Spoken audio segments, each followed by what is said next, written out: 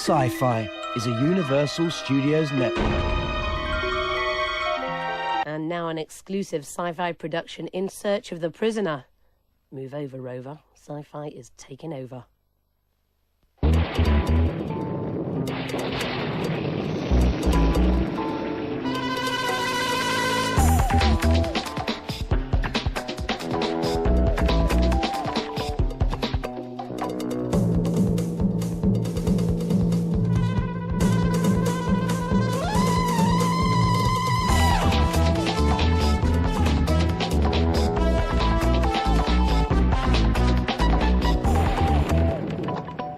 Where am I? In the village. What do you want? Information. Whose side are you on? That would be telling. We want information. Information. Information!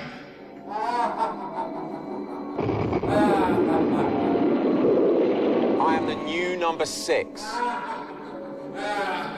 I am trapped in the most influential cult television series of all time. I am the prisoner. It's just a unique television, absolutely unique television experience. It's kind of akin to me to psychedelic music, you know, it's just a very psychedelic kind of trippy thing. It was like what every kid wants to get up and do. He was making a legend, a fable, a myth, an allegory. The Prisoner first aired in 1967 and was the product of one man's eccentric vision. That man was Patrick McGoohan. After enjoying huge success in the international smash Danger Man and being offered the role of 007, Patrick was hot property. He approached the then controller of ATV, Lou Grade, with the incredible, almost ridiculous idea of making a program centered on what would happen should Secret Service agents retire or fall foul of the powers that be. I suppose you're wondering what you're doing here. It had crossed my mind. There was to be no discernible plotline and no clear beginning or end to the story. Each week would focus on the hero's attempts to escape from the repressive regime of the village.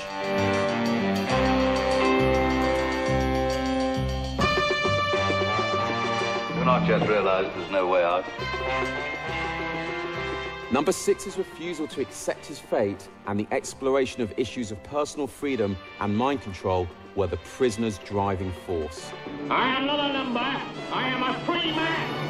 I will not be pushed, filed, stamped, indexed, briefed, debriefed, or numbered. My life is my own. In essence, The Prisoner was the first and arguably the last concept television show. Oh, that's excellent. How did you get interested in The Prisoner? Well, it goes back to a TV series in the early 60s called Danger Man. This starred Patrick McGoohan. So the script editor on it, a chap called George Markstein, who had worked for MI5 and the intelligence agencies, he knew of a place in Scotland called Inverlair Lodge, where they used to send spies who knew too much. How did you set up your Prisoner 6-to-1 society? I used to watch it and find that there was a TV announcer that before each episode said, and this week we've got people writing in saying what their theory is. I said, well, I really want to talk to these people. They said, well, you better write to us then. So I wrote to them, that they came back and said, would you like your name and address broadcast at the end of the last episode? I said, oh, I was thrilled, but I didn't know what was going to happen. Within 2 weeks, I had 600 letters come through, and I was beginning to wonder what on earth to do. Weren't you scared by the people who turned up?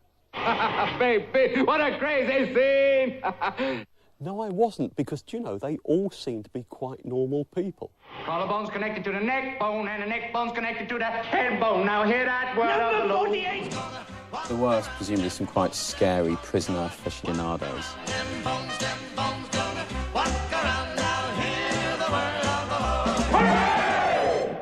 Many artists have been inspired to produce work influenced by The Prisoner and the village of Portmeirion. We are young, we run green, we got tea, nice and clean. See our friends. combination of the powerful visual imagery of the village and the associations with the incredible show have offered artists a ready-made frame of reference for their music and pop promos.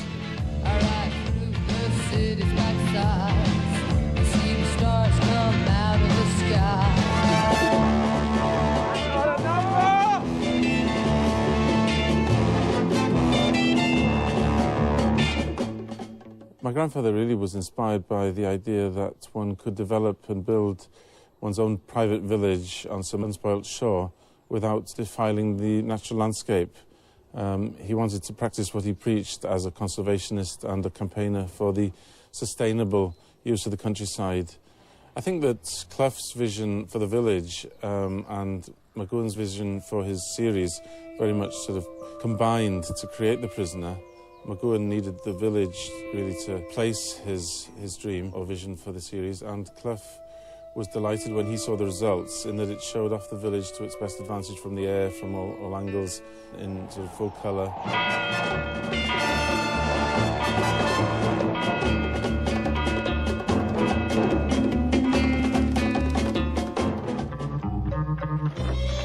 One of its strokes of genius, of course, is that it alluringly refuses to tell you quite what it's about, whose side anyone is on. You don't know. It was shot, of course, and made during the Cold War, and so the suggestion is that there are sides, but he never knows, and we never know. We just don't quite know. I'm not sure which side runs this village. A mutual problem. No one understood exactly what was going on. I mean, you had Patrick McGowan wandering around this strange village, looking at the camera, very resolute, very morose looking. And you'd be sitting, well, what is going on here? The reason that The Prisoner grabbed me as a kid was, I don't know, it was just very strange. Why?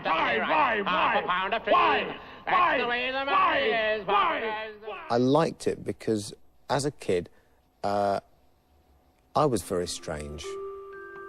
At the time, I suppose I didn't understand some of the more sort of adult themes that were going through it. I would have been 9 years old. There's something fascinating and sort of all-encompassing about it, you know. When do you plan to escape? How do you know I was going to? It's that British eccentric. It's dated in a really good way, I think. You know, it's dated in a kind of vintage way. That's what number 2 used to say. I think a kid watching it today would probably get an insight into late 1960s surrealism, and would probably be fascinated by kind of, you know, what is it all about? What is all the commotion about? Why, you know, why is it so interesting that they find out why this man jacked in his job? Subject shows great enthusiasm for his work. He is utterly devoted and loyal. Is this a man that suddenly walks out? And I didn't walk out. I resigned. People change, exactly. I think when they made the show back in the 60s, they've obviously had a carte blanche to do exactly what they like. So you've got all these ideas, you've got references to literature, you've got drug references. You're obviously having a great time making it. Just remember, no over-excitement, please. That part of me that makes me want to be an actor, and an English actor at that, who likes putting on gowns and swaggering as you know, prosecuting counsel and things like that, of course, also wanted to be number 2, because that's the grand guignol part. That's the part that the wonderfully textured, fruity-voiced English actors play. Ah, excellent, number 12, of course. The Laughing Prisoner, which was done as part of the Tube, came about because Jules Holland, he was, you know, taken off. He was just not allowed to be on television just for saying word. I mean the F word. And so they had this idea. Jeff Wanfer, who was the director of the Tube, and Malcolm Gary, who was the producer, that when he came back, we should pretend that actually he'd been sent by Channel 4 to the village. You, number 7. Yes, you, number 7. Up here. Oh, I'm not a number. I'm a television personality.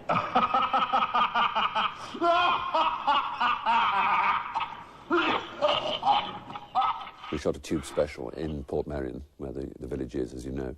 And I played the number 2 who'd been keeping him prisoner, trying to find out why he'd said this word.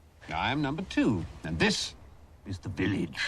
Get to know it well, number 7. From now on, it's your home. It's your home until you give us certain information that we require from you. Well, I'm perfectly happy to tell you anything you would like to know. What would you like to know? Don't play games with me, number 7. I'm not very good at them. By hook or by crook, by fair means or foul, we will find out why you resign. Well, it's perfectly simple. For a long I time, begin to weary of your impertinent tricks, number 7. When I first saw it, I'd just come out of prison, amusingly. And I'd thought it was about people inside a prison, so I thought, oh, I'll watch this. And, you know, just that transporting moment of watching the first title sequence and the Lotus. And I was there. I was absolutely there.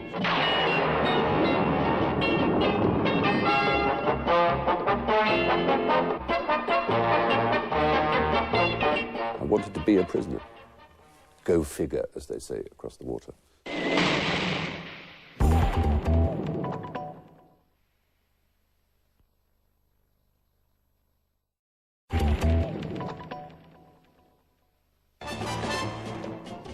Everything is becoming more clear. I may have found a way out. Is that just what they want me to think?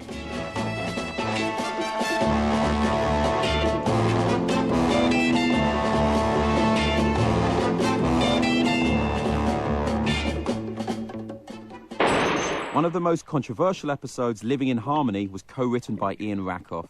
What was it like working with Patrick?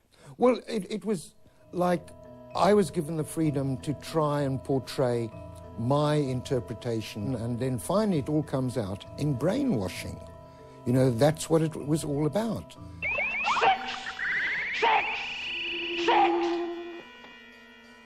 You don't have to be in entertainment just for entertainment. You can display a certain social conscience, a certain moral concern, and this is what I think motivated Pat McGoohan. And this is part of the strength of the series, was that this man was driven to reflect upon the nature of society as we were all falling victim to then and still are now.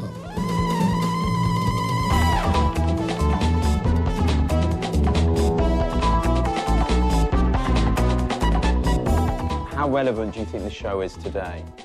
I don't see why it couldn't have an even greater impact upon many people than it did before, because our lives have progressively become more frustrating. The telephone is a nightmare when you have an emergency situation and you need to speak to somebody. You get a machine, and then you've got to press a button and you get another machine.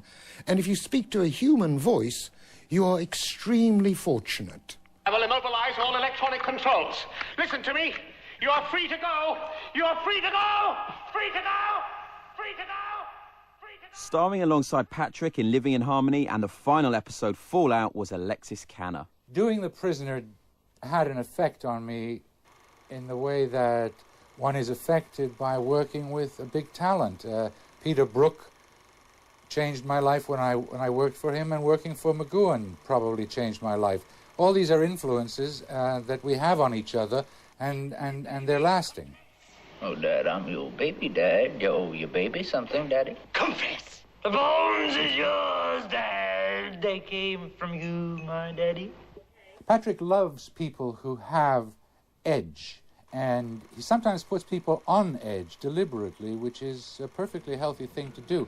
When I was preparing for Living in Harmony, the Western, he sent a message to me which was dutifully handed to me, typed out, and it said, I am taking quick draw lessons from Sammy Davis Jr. and Steve McQueen, period, Patrick. Well, he wouldn't be able to fake that. So when the day came and we were on the set of Living in Harmony, the Western Village, much money was wagered by the crew and the stuntmen quietly on the sides about who would be the fastest on the draw. Though we both fired, we were so close that only one shot was heard, and we all had to wait for the film to come back from the laboratory the next day to see actually how many little pictures it took for me to get my gun out and him to get his gun out. You know, there was nothing ever written down between Patrick and Lou. It was all a handshake. And Fallout, pound for pound, even today, is still probably the most expensive 54 minutes of television ever made. That's saying a lot, talking about love and attention.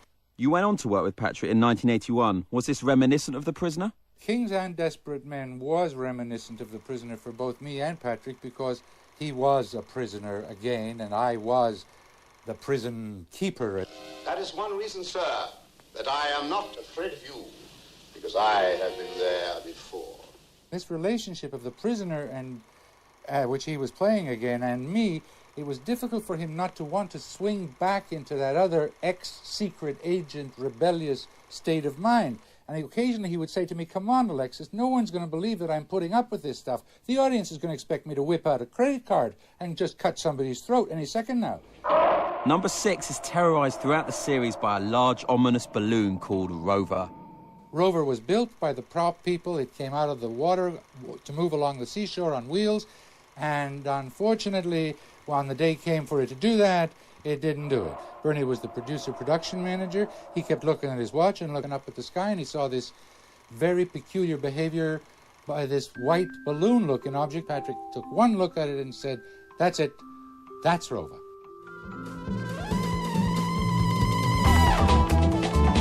Number 6 is dead. What? Rover got him. I look back on the making of The Prisoner and the honor of having participated in and working with such a tremendously talented giant of a man is one of the best things that ever happened to me in my life. I wish most things fell into that category. The pen is mightier than the sword.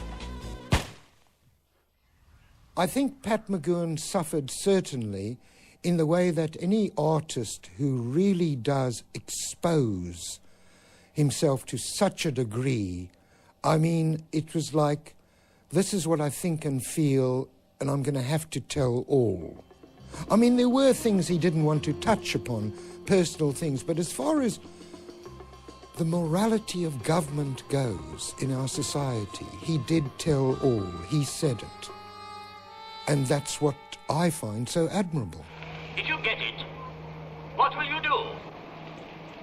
Less work? And more pay! Thanks! Thanks!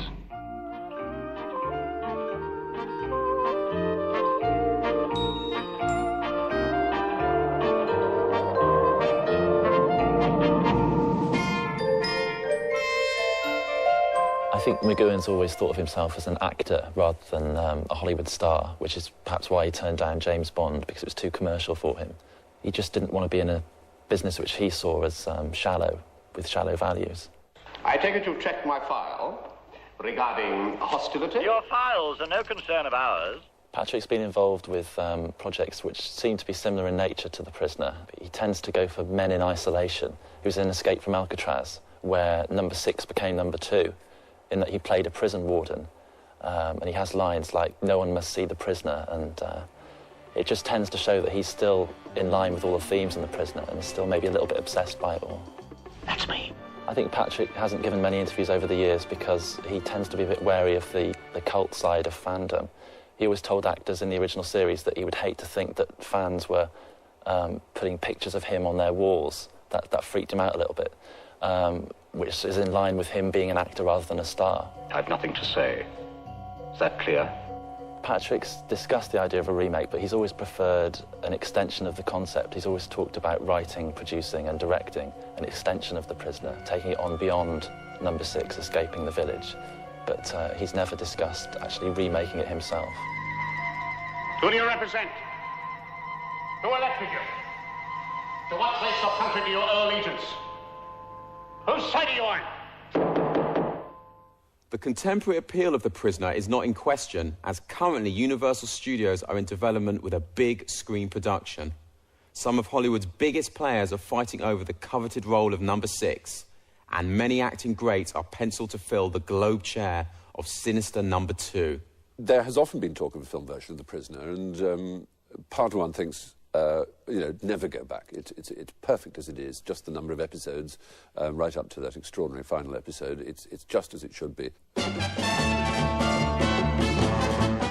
My favourite scene, I think, from The Prisoner is something to do with quartets. It's to do with gangs. I think the scene where they're escaping from the village it's this motley crew of people. I mean, the four of them are probably the oddest gang since Pinky's gang in Brighton Rock. So I think that's my favourite scene with it, throwing things out of that lion's cage which is travelling down the motorway to London.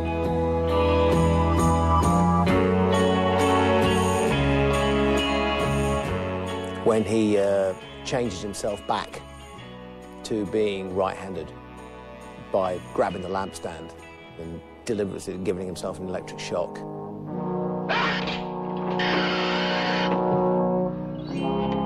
The way he looks, the way he walks, everything is about him is just cool. My favourite moment in it is at the end of Arrival. He walks along in front of number 6's door, clicks his fingers, and the door opens. He just sort of spins round and in he goes. The Prisoner has influenced a whole genre of risk-taking surreal programming. For example, Twin Peaks, The X-Files, and The Outer Limits. Enigmatic number 1 never appears in the programme, but for fans and new viewers alike, this dubious position is securely held by Patrick McGoohan. Immerse yourself in number 6's world of psychological confusion, paranoia, and psychedelia.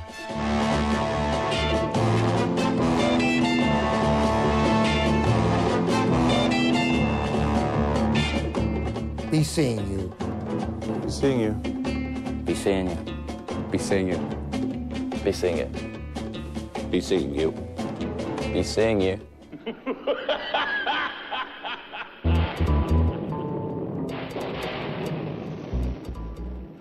And Sci-Fi will be showing more of those interviews at a later date.